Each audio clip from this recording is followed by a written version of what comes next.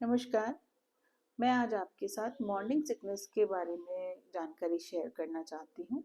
हमारी बहनें जो प्रेग्नेंट हैं, जो पहली बार हुई हैं या दोबारा भी जिन्हें मॉर्निंग सिकनेस की समस्या रहती है, तो मैं उन्हें ये बताना चाहती हूँ कि जो हमारा पहला ट्राइमेस्टर यानी शुरुआती जो 3 महीने हैं, उसमें हमारा शरीर उस शिशु के लिए तैयारी कर रहा होता है। जब वो उसको एक स्टेबिलिटी देना चाहता है, तो ब्लड सर्कुलेशन होना, प्लेसेंटा का निर्माण होना, एम्ब्रियो का डेवलपमेंट होना, ये सारे प्रोसेस चलते हैं। तो उस समय हमारे शरीर में हार्मोन्स अत्यधिक मात्रा में होते हैं, जिसमें ईस्ट्रोजन है, प्रोजेस्टेरॉन है, एससीजी है, जिसके कारण महिलाओं को घबराहट, बेचैनी, एसिडिटी की समस्या हो सकती है। साथ ही कभी-कभी उनको सुबह उठते वॉमिटिंग होना, नौजिया होना, या दिन में कभी भी किसी स्पेसिफिक भोजन की खुशबू से, भोजन को देखने से भी उन्हें वॉमिटिंग या नौजिया हो सकता है। यह एक सामान्य समस्या है और बहुत सारी 80% महिलाओं में इस तरह के लक्षण देखे जाते हैं। सर्वप्रथम तो हमारा यह सुझाव है कि जो भी गर्भवती महिलाएं हैं वो शॉर्ट इंटरवल के दौरान कुछ ना कुछ अवश्य खाती रहें। तो एसिड उनको बहुत अधिक नहीं बनेगा। पानी अत्यधिक मात्रा में लें, छाछ ले सकती हैं, लस्सी ले सकती हैं, सादे नारियल पानी है, फलों का रस है। लेकिन उनके लिए यह सलाह है कि वो अत्यधिक कार्बोनेटेड एरिएटेड ड्रिंक्स ना लें, खट्टे चीज़ों का सेवन ना करें, और ये चीज़ संभवतः ठीक हो जाती है। दूसरा मेरा ये कहना है कि सुझाव है कि रात को सोते टाइम वो ब्रश करके सोएं और अपने बेड साइड पे एक बॉक्स रखें जिसमें कुकीज़ हों, ड्राई बिस्किट्स हों, पार्ले जी हों। जब वो सुबह उठें तो सबसे पहले उन्हें खाएं, पानी पिएं, 1-2 मिनट बेड पे रेस्ट करें और फिर हल्का सा मूवमेंट शुरू करते हुए अपना डेली रूटीन शुरू, ब्रश आदि करके अपना शुरू करें। एकदम ही खाली पेट अगर ब्रश करेंगे तो वो एसिड भी बाहर आएगा और ज़्यादा आपको नौजिया के लिए सामान्य समस्याएं हो सकती हैं। दूसरी बात, क्योंकि ये एक बहुत ही सामान्य सी समस्या है, अपनी अगर डाइट में और अपनी रेजिमेंट पे कार्य किया जाए तो ये सुधर सकता है।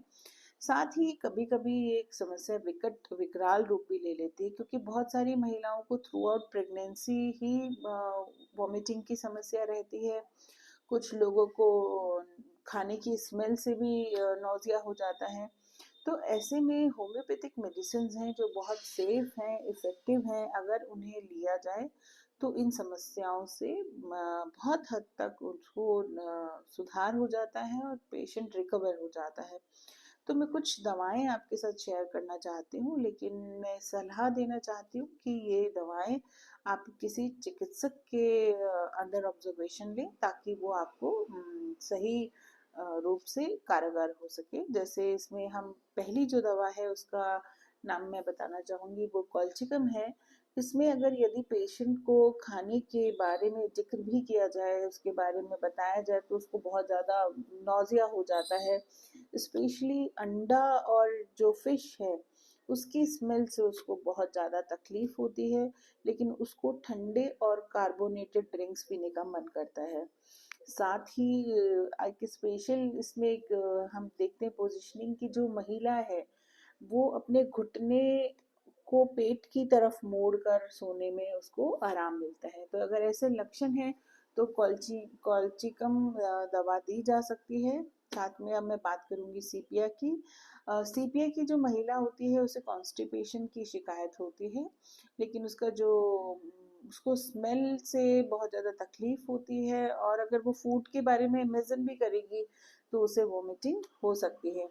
लेकिन उसका मन करता है कि वो अचार है, विनेगर है, स्वीट डिश है, वो उसे खाए। और उसका जो पेल्विक रीजन है उसे वो भारी लगता है, बहुत अधिक थकान महसूस करती है। साथ में जो अपने जो फैमिली पर्सन है उनके लिए उसको बहुत उदासीनता नज़र आती है, और उसे एक्सरसाइज करने पे बहुत अधिक आराम मिलता है। तीसरी अपनी मेडिसिन है पल्सिटिला। पल्सिटिला की जो महिला है वो बहुत ज़्यादा सेंसिटिव होती है। अगर आप उसे किसी बात के लिए समझाते हैं या वो अपनी कोई बात बताती है तो उसे बहुत अधिक रोना आता है। साथ में उसे बंद कमरे में रहना बिल्कुल पसंद नहीं है। खुली हवा में जाने पर उसे बहुत आराम मिलता है और वो बहुत सेंसिटिव होती है, मतलब अगर पानी भी बहुत कम पीती है और बहुत जल्दी रोने लग जाती है।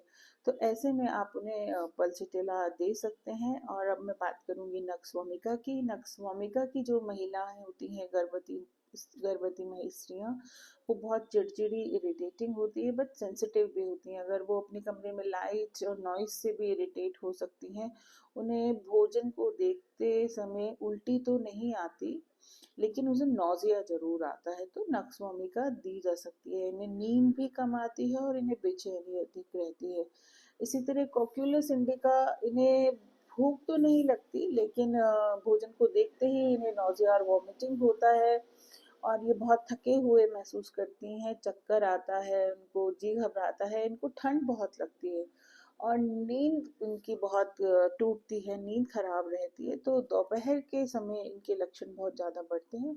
तो ऐसे में आप नेकोक्यूलस दे सकते हैं। और इपिका की जो महिलाएं होती हैं, इन्हें बहुत ज़्यादा वॉमिटिंग होती हैं और कई बार उनको वॉमिटिंग्स होती रहती हैं और बार बार मुंह में इनके सलाइवा आता है और उनको थूकने का उनका मन करता है। एक लास्ट जो हमारी रेमेडी है वो है टिबेकम। टिबेकम की जो महिलाएं होती है, उन्हें ये जो बीड़ी सिगरेट की स्मेल से जी घबराता है। साथ ही उन्हें बंद कमरे में सफोकेशन महसूस होती है और उन्हें खिड़की खोलकर सोना बहुत ज़्यादा पसंद आता है, कि मतलब उन्हें हवा चाहिए होती है निरंतर रूम के लिए। अगर उनका पेट कवर कर दिया जाए तो उसको भी वो अनकवर कर देती हैं। उन्हें बहुत ज़्यादा घबराहट होती है, तो ताज़ी हवा में उनको आराम मिलता है।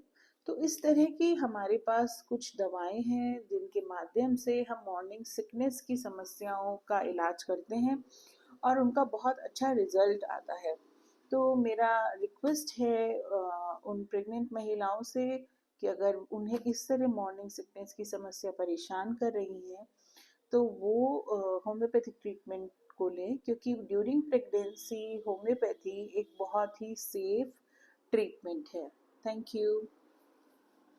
और अधिक जानकारी के लिए मैं आपसे रिक्वेस्ट करूंगी कि जो मेरा यूट्यूब चैनल है उसे आप लाइक करें, सब्सक्राइब करें और शेयर करें और मोटिवेट करें। मुझे भी अच्छा लगेगा अगर आप मेरे को मोटिवेट करेंगे और साथ ही आप भी मुझे बताएं कि अगर प्रेगनेंसी में आपको कोई स्पेसिफिक समस्याएं रही थी, तो उसके बारे में भी मैं आपको दवाएं बताकर लोगों को बताना चाहूँगी कि किस तरह से होम्योपैथी एक महिला का सच्चा साथी है। Thank you.